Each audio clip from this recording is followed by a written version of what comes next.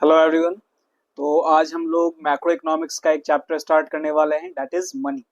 तो मनी में सबसे पहले हम लोग पार्ट वन करेंगे और इसका दो वीडियो रहेगा। सेकेंड वीडियो में हम लोग इवोल्यूशन ऑफ मनी और मनी के फीचर्स वगैरह पढ़ेंगे। और पहले भी हम लोग बार्टर सिस्टम पढ़ते हैं। सो बार्टर सिस्टम आखिर क्या है और क्यों इसका जरूरत पड़ा। तो यहाँ पे आप कुछ मैंने इंट्रोडक्शन डाला है, एक रीड आउट कर लेते हैं। Money is the most important discovery of modern times.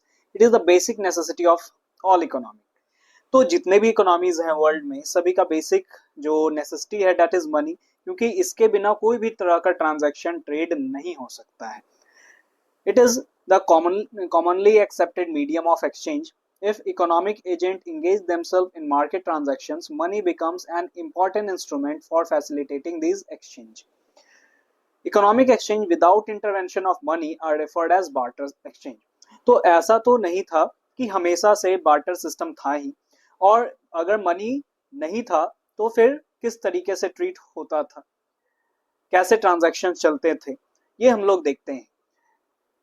There were many problems of barter system as it was commodity for commodity exchange system which involved huge trading cost, that is the search cost and disutility of waiting.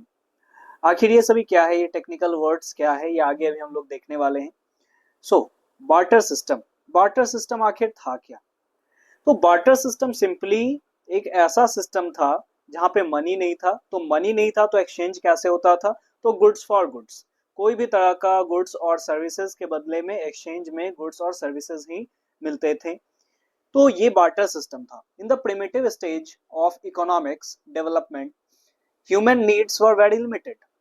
Starting में अगर बहुत पहले earlier stage का बात किया जाए तो human needs काफी लिमिटेड था।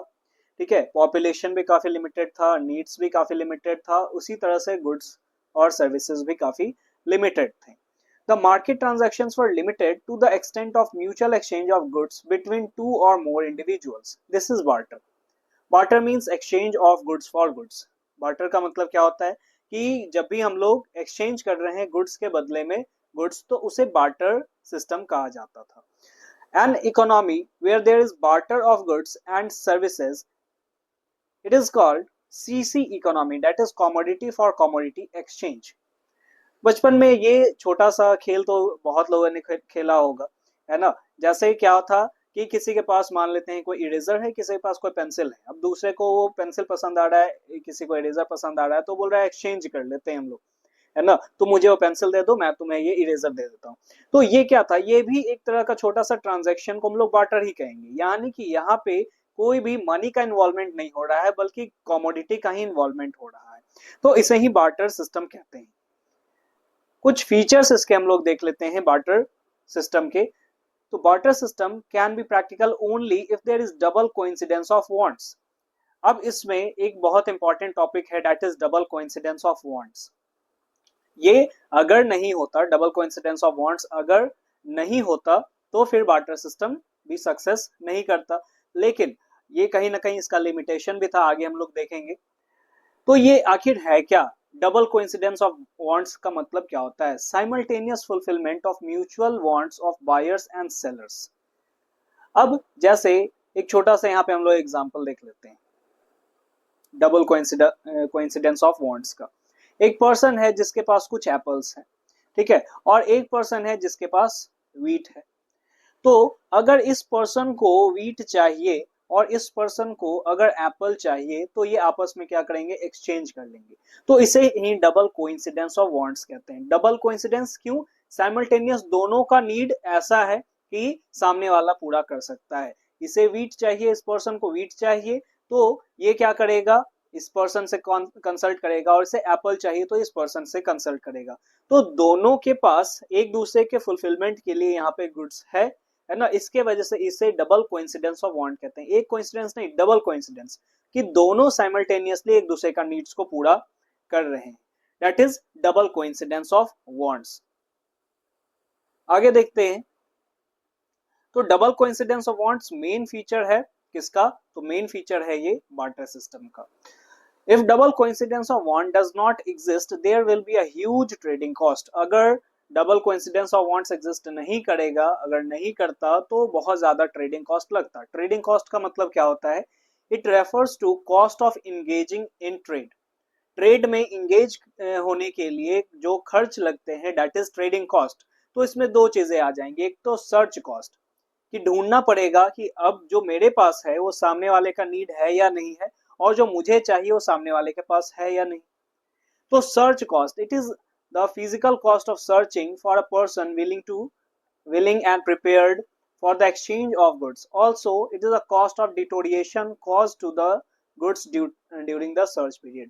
इसमें यो भी हमारा खर्च हो जाएगा कि अगर हम खोजने में, मान लेते हैं एप्पल था मेरे पास, तो अब हम ढूंढ रहे हैं कि किसके पास वीट है, ठीक है, क्योंकि मुझे वीट चाहिए। तो और उसका भी नीड क्या होना चाहिए? एप्पल का नीड होना चाहिए। तो ऐसे पर्सन को हम जब ढूंढ रहे हैं तो ढूंढने में समय भी लगेगा, और समय के दौरान हो सकता है ये एप्पल भी खराब हो जाए ट्रैवलिंग में, या रखे रखे वो खराब हो जाए। तो डिटोरिएशन भी जो कॉज हो रहा है इसके वजह से, दैट इज ट्रेडिंग कॉस्ट, जिसमें सर्च कॉस्ट आता है। Second is disutility of waiting. It refers to discomfort one would have to undergo in spending more time and effort in searching for the person who both needs the goods you have more than anything else and has the goods that you need more than anything else। तो वही मैंने कहा कि अब यहाँ पे discomfort की, अब ढूंढने में भी तो हमारा क्या होगा, काफी समय लगेगा, है ना, टाइम भी लगेगा, एफर्ट भी लगेगा। तो डिसयूटिलिटी ऑफ वेटिंग इसे कहते हैं, ठीक है। तो अगर डबल कोइंसिडेंस ऑफ वांट्स नहीं होता तो ये ट्रेडिंग कॉस्ट बढ़ जाएगा। अब ये बार्टर सिस्टम देखो, दूसरा एक चीज हो जाता है कि अगर कोई सिस्टम प्रॉपरली अगर चलते रहे, ठीक है, कोई सिस्टम अगर प्रॉपरली चलते रहे, सभी उसके मेरिट्स ही हैं, तो फिर उसे कोई भी रिप्लेस नहीं कर सकता है, उसे रिप्लेस करने का जरूरत ही नहीं होगा। लेकिन अगर कहीं ना कहीं फॉल्ट है तो फिर उसका रिप्लेसमेंट ढूंढा जाएगा। तो मनी से पहले हम लोग को ये देखना है लिमिटेशंस क्या था आखिर बार्टर सिस्टम का, बार्टर एक्सचेंज का। जो मॉनेटरी सिस्टम आया, मॉनेटरी सिस्टम से पहले बार्टर सिस्टम था। तो बार्टर सिस्टम अगर सक्सेसफुली चलता तो फिर इसे रिप्लेस करने का जरूरत नहीं पड़ता। तो आखिर ऐसा क्या हुआ कि बार्टर सिस्टम को रिप्लेस करने का जरूरत पड़ा? तो सबसे पहला है lack of double coincidence of want. सबसे पहला limitation that is lack of double coincidence of wants. अब यहाँ पे हमने ये तो देखा कि डबल कोइंसिडेंस ऑफ वांट्स किसे कहते हैं, एक बार फिर से रिकैप कर ले। डबल कोइंसिडेंस ऑफ वांट, जैसे इस पर्सन के पास एप्पल है, इस पर्सन के पास वीट है, और इस पर्सन को एप्पल चाहिए और इस पर्सन को वीट चाहिए, और ये दोनों अगर एक दूसरे से मिलते हैं और फिर एक्सचेंज कर लेंगे तो दोनों का फिर नीड पूरा हो जाएगा, है ना, दोनों का फिर यहाँ पे नीड पूरा हो जाएगा। अब यहाँ पे आप देखो कि ये मिलना कितना मुश्किल है। Lack of double coincidence of wants बोला जा रहा है कि ये कितना मुश्किल है कि सामने वाले के पास वो हो जो हमें चाहिए, और क्या, सामने वाले के पास वो होना चाहिए जो हमें चाहिए, है ना, और हमारे पास जो है वो भी सामने वाले को चाहिए होगा, है ना। जैसे एप्पल उसे चाहिए था और मेरे पास वीट था, ठीक है। और यही चीजें अगर नहीं होंगी तो फिर क्या होगा, बार्टर एक्सचेंज पॉसिबल नहीं हो पाएगा। सपोज मान लेते हैं कि मेरे पास एप्पल है और मुझे वीट चाहिए, और सामने वाले के पास वीट है लेकिन उसे हॉर्स चाहिए। अब यहाँ पे तो क्या हो जाएगा, प्रॉब्लम हो जाएगा, है ना, यहाँ पे प्रॉब्लम आ जाएगा। तो simultaneous fulfillment of mutual wants of buyers and seller is known as double coincidence of wants. Generally in barter system there is lack of double coincidence of want. It is very rare when owner of some goods and service would find someone else who wanted his goods and services and also possess the goods and services which the person requires, ठीक है। अब ऐसा system आप ही सोचो, आज के जमाने में अगर आपके पास ऐसा प्रॉब्लम आ जाए, है ना, कि आपके पास, मान लेते हैं कि आपके पास राइस है, ठीक है, राइस है, आपको पल्स चाहिए, और सामने वाले के पास पल्स है लेकिन उसे मस्टर्ड ऑयल चाहिए। तो अब ऐसे आपको ढूंढना पड़ेगा कि सामने वाले के पास वो होना चाहिए जो मुझे चाहिए, और वो सामने वाला पर्सन को वही चाहिए जो मेरे पास है। अब ये काफी कंफ्यूजिंग लगता है, थोड़ा सा आप थोड़ा रुक के अगर आप इस चीज को सोचोगे तो आपको लगेगा बहुत ही भारी चीज है, ये बहुत ही डिफिकल्ट चीज है ऐसे लोगों को ढूंढना, ठीक है। तो सबसे बड़ा प्रॉब्लम यही था कि lack of double coincidence of wants. Second is lack of common measure of value या फिर अकाउंट। इसका मतलब क्या है कि बार्टर सिस्टम में कोई कॉमन मेजर नहीं था वैल्यू का, जो भी गुड्स और सर्विसेज था उसका वैल्यू का कोई कॉमन मेजर नहीं था।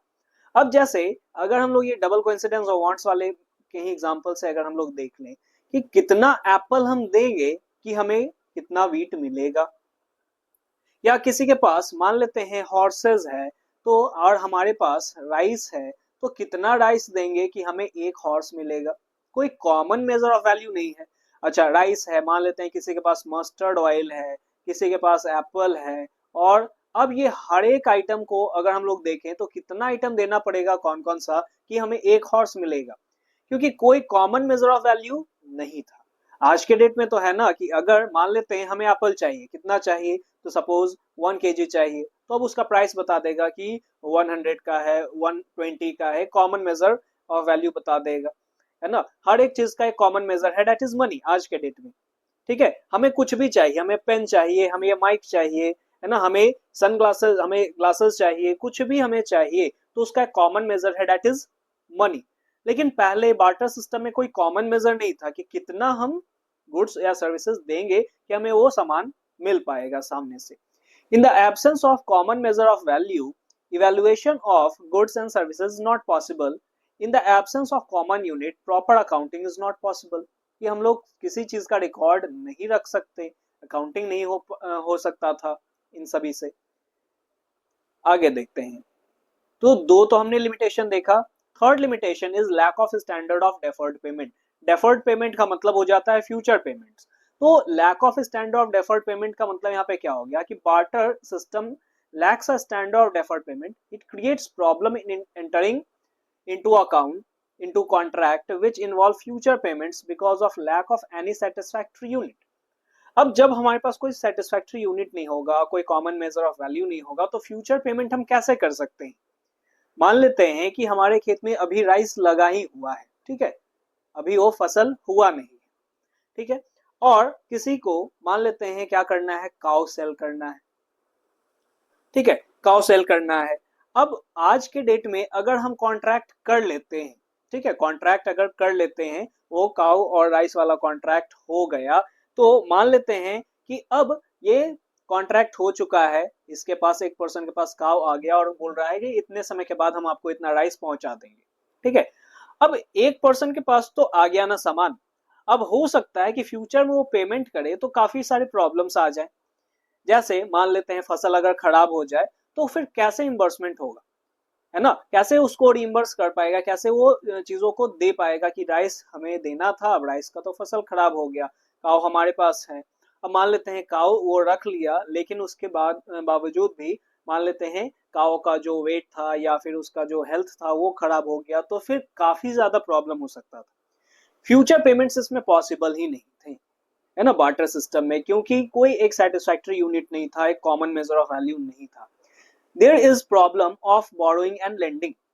As a result future payments are to stated in terms of specific goods and services. कुछ ही गुड्स में फ्यूचर पेमेंट्स होते थे। Credit transactions become difficult because there would be disagreement regarding the quality of goods. समय बीतने के वजह से क्वालिटी क्या हो सकता था, डिटोरिएट हो सकता था, अपग्रेड हो सकता था। Disagreement regarding the specific type of goods, कि हमें ऐसे ही गुड्स चाहिए थे और ऐसा गुड्स नहीं मिला, क्योंकि फ्यूचर में कुछ भी चेंजेस हो सकता है। एक आज के डेट में जैसा भी मैंने ये एग्जांपल दिया कि ट्रांजैक्शन हो गया और उसके बाद अगर वो उस तरह से ट्रीटमेंट नहीं होगा तो फिर प्रॉब्लम्स आएंगे। disagreement about change in the value of goods as the commodity may lose or gain its value over the duration of contract, benefiting either the creditor or debtor। ठीक है,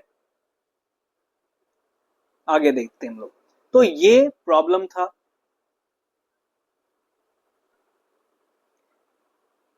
नेक्स्ट आ जाते हैं lack of store of value. Lack of store of value का मतलब क्या, under barter system it is difficult to store wealth for future use. Barter system में future use के लिए हम लोग वेल्थ को स्टोर नहीं कर सकते थे। क्यों ऐसा? The barter system does not provide any method of storing generalised purchasing power. It is difficult to store wealth in the form of goods like cattle, wheat, potatoes. Storing commodities as wealth has certain problem. It involves costly storage, store करना पड़ता, और store करने के दौरान deteriorate हो सकता था या एप्रिसिएट हो सकता था उस कमोडिटी का वैल्यू, है ना। अब जैसे अभी वीट हो गया, पोटैटोज हो गया, कैटल हो गया, तो अब ये सभी चीजों का during a period of time वो क्या हो सकता था कि उसका जो वैल्यू है वो डिटोरिएट या एप्रिसिएट भी हो सकता था। इसके वजह से फिर डिसएग्रीमेंट सेम चीज हो जाएगा। तो स्टोर करने में काफी जगह का भी इस्तेमाल होता है ना। उसे रखने में, अब जैसे आपको मान लेते हैं कैटल अगर रखा जा रहा है, तो कैटल रखने के लिए आपको ऐसा नहीं है ना कि आपको उसको फीड भी करना पड़ेगा, ठीक है। तो इसके वजह से भी प्रॉब्लम्स आ रहा था। लैक ऑफ डिविजिबिलिटी, अब यहाँ पे डिविजिबिलिटी नहीं था। जैसे क्या था कि it is difficult to divide certain commodities. For example, if the price of a horse is equal to 100 KG of wheat, एक हॉर्स का अगर प्राइस 100 केजी ऑफ व्हीट था, then a person having 20 kg of wheat cannot exchange it for the horse because it is not possible to divide the horse into in small pieces without destroying its utility, है ना। तो अब उसे हम divide करके, horse को तो divide करके हम दे नहीं सकते, ठीक है, कि 20 केजी वीट है, इतना ही हॉर्स हमें दे दो, ठीक है। तो ये तो काफी प्रॉब्लम हो जाता। लेकिन आज के डेट में मनी का अगर बात किया जाए तो मनी इन सभी प्रॉब्लम्स को सॉर्ट आउट कर चुका है। तो ये बार्टर सिस्टम का लिमिटेशंस था मेनली, और इसी लिमिटेशन से हमारा इवॉल्व हुआ है फिर मनी। जैसे बार्टर सिस्टम था पहले, उसके बाद कुछ और सिस्टम आए, जैसे गोल्ड में डील होने लगा, फिर मेटल कॉइन्स बने, है ना। पहले गोल्ड कॉइन्स भी थे और फिर मेटल कॉइन्स बने, फिर पेपर मनी आया, और फिर जैसे जैसे चेंजेस आया, जैसे प्लास्टिक कार्ड्स आया, इलेक्ट्रॉनिक मनी आया, और आज के डेट में अभी तक हमारा क्रिप्टो करेंसी तक जा चुका है मामला, ठीक है। लेकिन उतना हमें डिटेल में नहीं पढ़ना है 12th क्लास के लिए, ठीक है। तो ये सिस्टम हम लोग यहाँ पे आगे नेक्स्ट क्लास में कंटिन्यू करेंगे कि मनी कैसे इवॉल्व हुआ और मनी के क्या क्या फीचर्स हैं, बार्टर सिस्टम के जो भी लिमिटेशंस हैं उसे मनी ने कैसे दूर किया। तो आज के क्लास के लिए इतना ही। Okay, thanks for watching, thank you everyone.